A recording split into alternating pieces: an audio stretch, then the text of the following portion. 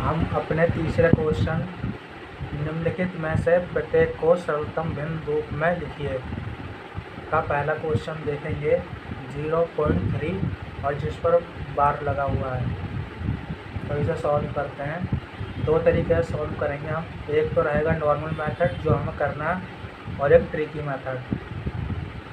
और देखते हैं पहला नॉर्मल मेथड। माना x बराबर 0.333।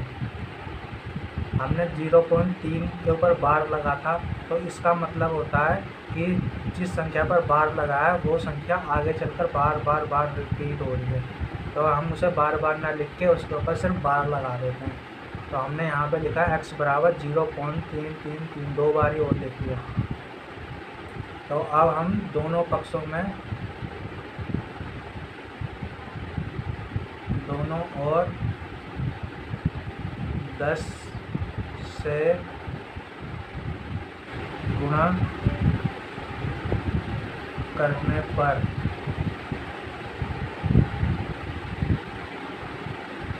x गुणा 10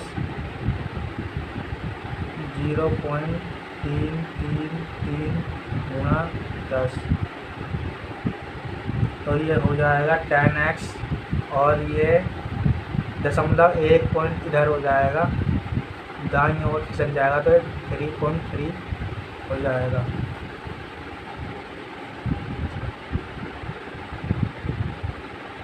तो ये हमारी पहली समीकरण है और ये हमारी दूसरी समीकरण।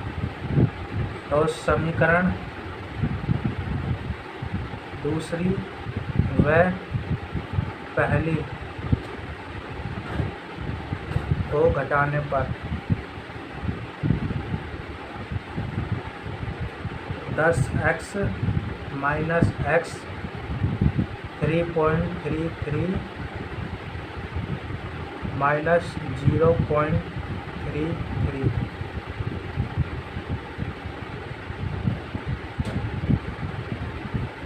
9x बराबर 3, x बराबर 3/9, 3 एकम 3, 3 तिया 9, तो ये हो जाएगा 1/3। तो x की वैल्यू 1/3 आ चुकी है। अब हम देखेंगे ट्रिकी मेथड। तो यहाँ पर हमारे पास है पहला क्वेश्चन 0.3 और उसके ऊपर बार लगा हुआ है। तो हम ट्रिकी मेथड में क्या करते हैं, जिस संख्या के ऊपर बार लगा हुआ होता है हम वह संख्या ऊपर लिख लेते हैं। पूरी संख्या जो भी संख्या दिख रही है हम वही लिख लेते हैं ऊपर, और जितनी संख्या पर बार लगा हुआ है हर में हम उतनी बार 9 लिख देते हैं। तो एक संख्या पर बार लगा हुआ है तो हमने 9 एक बार ही लिख दिया।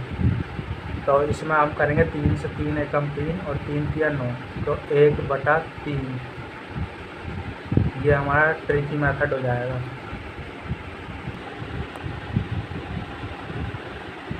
अब हम आ गए हैं अपने दूसरे सवाल पर, जो है 1.3 और 3 पर बार लगा हुआ है। जिसका मतलब होता है कि 1.3 और बार लगा हुआ है तो 3 की बार बारी आवृत्ति हो रही है, बार बारी 3 आता जाएगा। तो अब इसे सॉल्व करते हैं। माना x बराबर 1.333, दोनों ओर 10 से गुणा करने पर 10 गुणा x 1.333 गुणा 10 से गुणा करने पर एक पॉइंट इधर आ जाएगा, दाईं ओर खिसक जाएगा और 13.333 और इधर 10x हो जाएगा। ये मान लिया हमने समीकरण फर्स्ट और ये मान लिया हमने समीकरण सेकंड। तो समीकरण सेकंड -1 करने पर 10x माइनस x, 13.333 में से 1.333 घटाने पर, तो ये इधर बचेगा 10 में से 1 गया तो 9x, और 13 में से 1 गया 12, फिर 12 बचेगा। x बराबर 12/9, 3 चौक 12 और 3 तिया 9, तो x बराबर 4/3। ये हमारा आंसर हो जाएगा। अब हम देखेंगे अपना ट्रिकी मेथड, और ट्रिकी मेथड में 1.3 और 3 के ऊपर 12 लगा हुआ है। और इस ट्रिकी मेथड में हम क्या करते हैं कि पहले जो पूरी संख्या लिखी रहती है हम उसे लिख लेते हैं, और उसमें अगर कोई संख्या है जिस पर बार नहीं लगा तो हम उतना घटा देते हैं। 1 पे बार नहीं लगा तो हम 1 घटा देंगे, और बटे में जितनी संख्या पर 9 ऊपर बार लगा हुआ उतना 9 लिख देंगे नीचे, और इसे सॉल्व कर देंगे। 12/9, 3 3 3 4,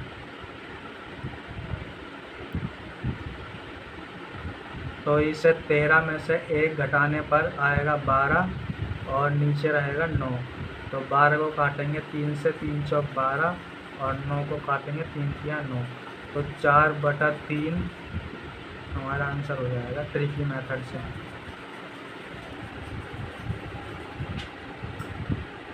अब हम आ गए हैं अपने तीसरे सवाल पर, जो है 0.34 और 34 के ऊपर बार लगा हुआ है, जिसका मतलब हम जानते हैं कि 34 बार बार लिखा जाएगा, बार बार 34 की आवृत्ति होगी। तो हम अब सॉल्व करते हैं कि नॉर्मल मेथड से 0.34 को कैसे सॉल्व करेंगे। तो x बराबर 0.34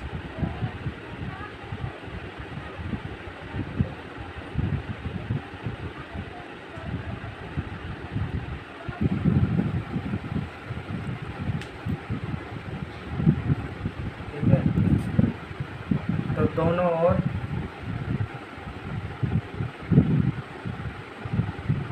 अब की हम 100 से गुणा करेंगे, क्योंकि यहाँ पर 2 संख्या हैं, तो हमें 2 जीरो मतलब 2 स्थान आगे पॉइंट बढ़ाना है, तो इसलिए अब हम 100 से गुणा करेंगे दोनों ओर। 100 से गुणा करने पर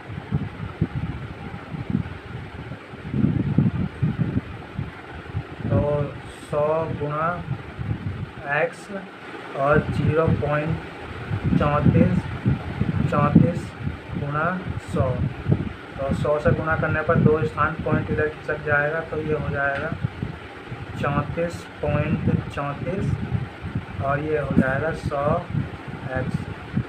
तो समीकरण 2 को समीकरण 1 से घटाने पर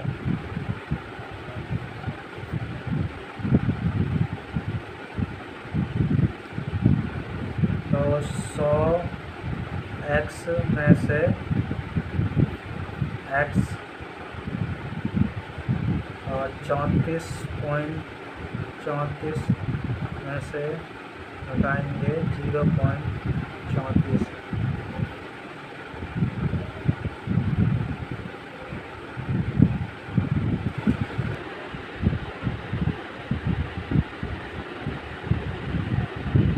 तो 100x में से x घटाएंगे तो बचेगा 99x, और इधर बचेगा 34, और x बराबर 34/99, ये हमारा आंसर हो जाएगा।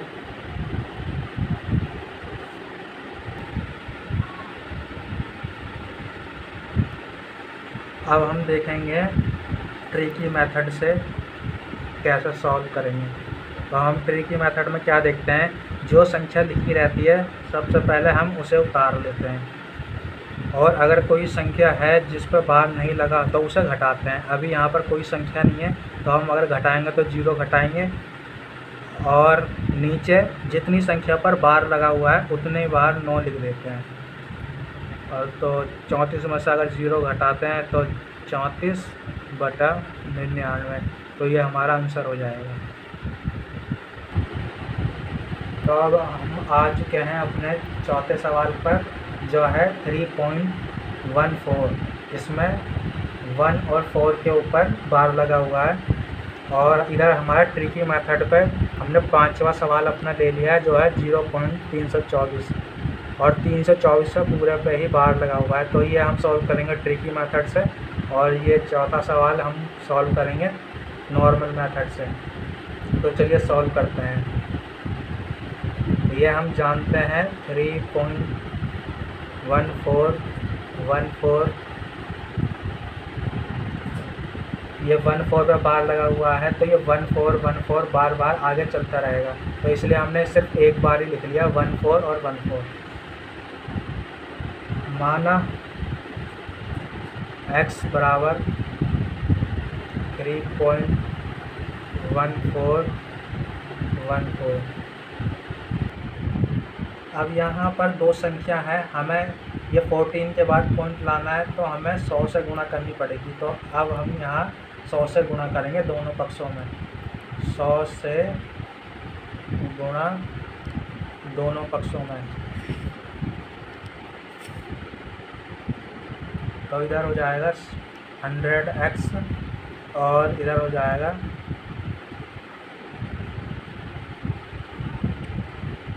100 से गुणा करने पर ये 2 स्थान दाईं ओर खिसक जाएगा,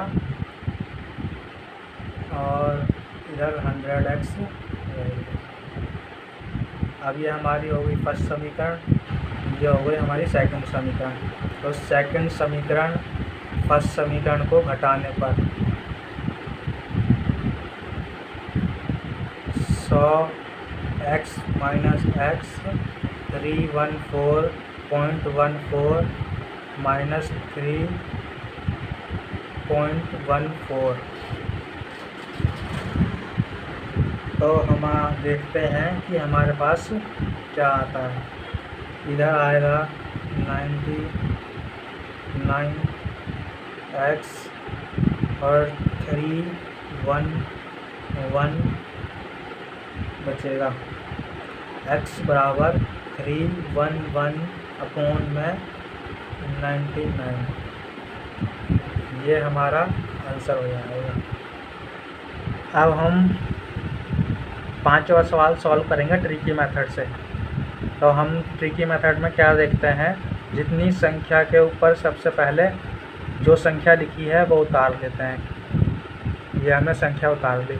अब ऐसी कोई सी संख्या नहीं है जिस पे बार ना लगा हो, तो उसे हम क्या करते हैं, घटाते हैं। तो कोई संख्या नहीं है तो हम यहाँ 0 रख लेंगे, और यहाँ अपोन में अपोन का साइन लगाएंगे, और जितनी संख्याओं पर बार का चिन्ह लगा हुआ है उतनी संख्याएं नीचे 9 उतार लेंगे, उतनी बार 9 उतारेंगे। तो यहाँ 3 संख्याओं पर बार लगाया तो हमने 3 बार यहाँ 9 उतार लिया। तो हमारा आंसर हो जाएगा 324/999। अब हम अपने आगे के सवाल भी और ट्रिकी मेथड से ही सॉल्व कर लेते हैं, नहीं तो वीडियो ज़्यादा लंबा हो जाएगा। 0.17, तो यहाँ 17 पर बार लगा हुआ है, तो हम सबसे पहले क्या करेंगे, यहाँ 17 उतारेंगे और माइनस करेंगे। आगे 0 है, कुछ नहीं है तो सिर्फ 0 लिखेंगे, और अपॉन का डिवाइड का साइन लगाएंगे, और 2 संख्या के ऊपर बार लगा हुआ है तो यहाँ पर हम 2 बारी 9 लिख देंगे। तो हमारा आंसर आ जाएगा 17/99। दोस्तों हम आ गए हैं अपने 7वें सवाल पर, जो है 0.54 और 4 के ऊपर बार लगा हुआ है। इसका मतलब होता है कि 4 4 4 इस पर बार लगाता है वो बार बार आता रहता है। तो ये लिखा हुआ है। तो x बराबर 0.544, ये हमने पहली समीकरण बना ली। अब दोनों पक्षों में हम 10 की गुणा करेंगे, 10 से गुणा दोनों पक्षों में, तो ये हो जाएगा 10x, और इसमें एक संख्या आगे पॉइंट आ जाएगा, और ये हो जाएगा 5.44। ये हमारी हो जाएगी दूसरी समीकरण। अब हम इसमें 100 से गुणा करेंगे दोनों पक्षों में। फर्स्ट समीकरण में 100 से गुणा,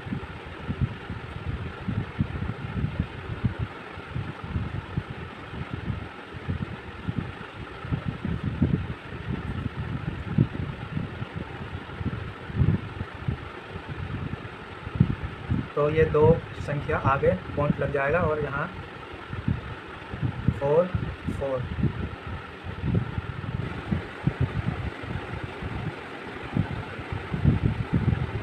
तो ये हो जाएगा 100x और 54.44, ये हमारी हो गई तीसरी समीकरण।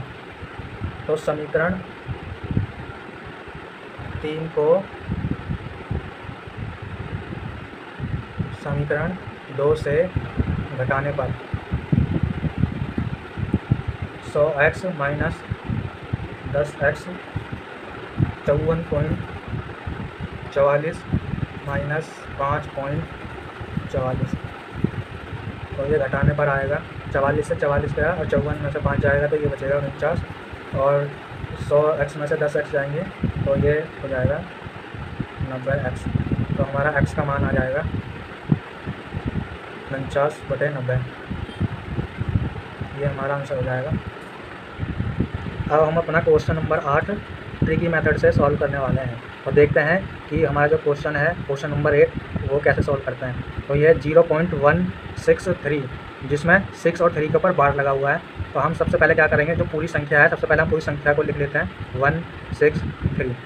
उसके बाद हम वह संख्या घटाते हैं जिसके ऊपर बार नहीं लगा, तो हम यहाँ पर 1 को घटाएंगे और नीचे अपोन में लिखेंगे। सबसे पहले लिखेंगे जिन संख्याओं पर जितनी संख्याओं पर ऊपर बार लगा हुआ है। तो यहाँ पर 1 और 2 संख्याओं पर बार लगा हुआ है तो हम 2 बार 9 लिखेंगे, और एक बार संख्या पर बार नहीं लगा तो उतनी बार ही यहाँ 0 लिख देंगे। तो हमारा आंसर आ जाएगा 162/990, ये हमारा आंसर हो जाएगा। चौथे क्वेश्चन पर जो है सत्य और असत्य छांटिए। तो पहला क्वेश्चन है हमारा, प्रत्येक प्राकृतिक संख्या एक पूर्ण संख्या है। तो प्राकृतिक संख्या क्या होती है, जो 1 से स्टार्ट होकर अनंत तक रहती है, ये हमारी प्राकृतिक संख्या होती है। और पूर्ण संख्या जो 0 से स्टार्ट होती है और अनंत तक रहती है, ये हमारी पूर्ण संख्या रहती है। तो क्वेश्चन में पूछा है प्रत्येक प्राकृतिक संख्या एक पूर्ण संख्या है, तो ये सही होगा। प्राकृतिक संख्या पूर्ण संख्या होंगी, प्रत्येक प्राकृतिक संख्या पूर्ण संख्या होंगी, तो ये सत्य होगा। अब हम आ जाते हैं अपने दूसरे क्वेश्चन पर। प्रत्येक पूर्ण संख्या एक प्राकृतिक संख्या है, हमें बताना है। तो पूर्ण संख्या क्या होता है कि वो 0 से अनंत तक रहती है, मगर प्राकृतिक संख्या रहती है वो 1 से स्टार्ट होती है अनंत तक। तो इसमें पूछा कि प्रत्येक पूर्ण संख्या एक प्राकृतिक संख्या है, तो प्रत्येक पूर्ण संख्या प्राकृतिक संख्या नहीं होगी। अब हम आ जाते हैं अपने तीसरे क्वेश्चन पर। प्रत्येक पूर्णांक एक परिमेय संख्या है। हमारे जो पूर्णांक होते हैं वो माइनस के अनंत से लेकर चलते हुए -4 3 2 1 माइनस में जितनी संख्याएं और फिर धनात्मक में जितनी संख्याएं वो अनंत तक जाते हैं, ये सभी हमारे पूर्णांक रहते हैं। और जबकि परिमेय किसे बोलते हैं, परिमेय संख्या होती है जो हमारी P/Q की फॉर्म में रहती है और जहाँ Q = 0 नहीं होना चाहिए, वो हमारी परिमेय संख्या होती है। जैसे ये दिखा रखा है यहाँ पर 4/2, तो ये हमारी परिमेय संख्या है और 4/2 को सॉल्व करने पर ये 2 आ गया है, तो ये हमारा पूर्णांक है। और जबकि ये परिमेय संख्या है, इसे सॉल्व करने पर जो ये आ रहा है ये पूर्णांक नहीं है, ये पूर्णांक नहीं है। तो इसमें यही पूछा कि प्रत्येक पूर्णांक एक परिमेय संख्या है, तो प्रत्येक पूर्णांक एक परिमेय संख्या होगा, ये सही है। क्योंकि अगर हमने एक पूर्णांक लिखा मान लो 2, तो हम उसके नीचे 1 लगा के उसे P/Q की फॉर्म में बदल सकते हैं, तो प्रत्येक पूर्णांक एक परिमेय संख्या होगा, ये सही है। अब आ जाते हैं अपने चौथे क्वेश्चन पर। प्रत्येक परिमेय संख्या एक पूर्ण संख्या है, यह हमें बताना है सही है या नहीं। तो जैसे अभी हमने इसमें देखा प्रत्येक परिमेय संख्या एक पूर्ण संख्या नहीं होगी, वो कैसे, जैसे हमने ये परिमेय संख्या देखी, इसे सॉल्व करने पर यहाँ पर एक पूर्ण संख्या हमें प्राप्त हुई, जबकि ये जो परिमेय संख्या है इसे सॉल्व करने पर हमें पूर्ण संख्या प्राप्त नहीं हुई, जबकि ये 1.5 के रूप में है, ये पूर्ण संख्या नहीं है। तो प्रत्येक परिमेय संख्या एक पूर्ण संख्या है, यह कथन गलत होगा। अब हम आ गए हैं अपने 5वें क्वेश्चन पर, जो है प्रत्येक शांत दशमलव एक परिमेय संख्या है, ये बताना है हमें सत्य है या असत्य।